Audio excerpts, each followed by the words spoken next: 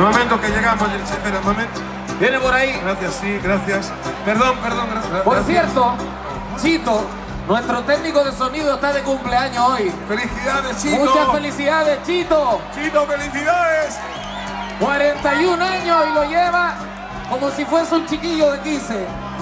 Oliver, coge esa bolsa y tráela. Perdón, gracias. Vamos por ahí, viene. Ya vamos llegando.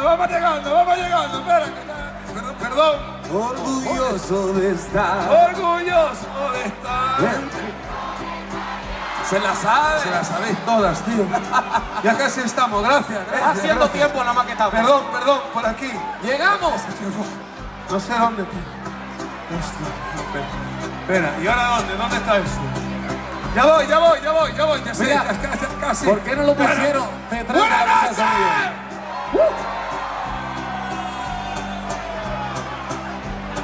Llegó el Barba. ¿Qué pasó, Barba?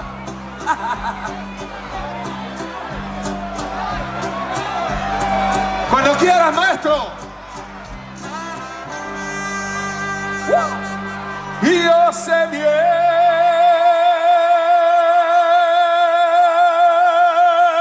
que estoy afuera, pero el día que yo me muera, sé que tendrás que llorar.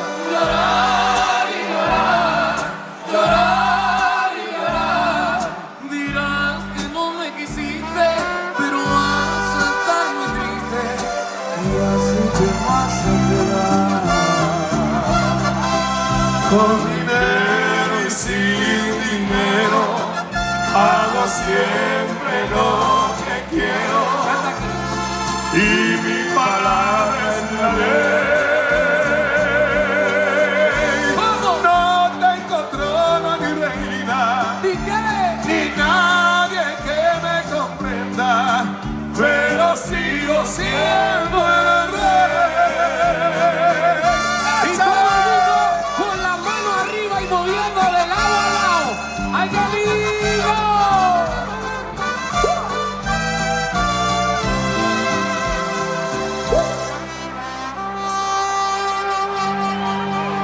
Y una piedra del camino me enseñó que mi destino era rodar y rodar. Y rodar, rodar y rodar. También me dijo a mi Blas que no hay que llegar primero, Pero hay que saber llegar. Todos cantamos. Con dinero y sin dinero, hago siempre lo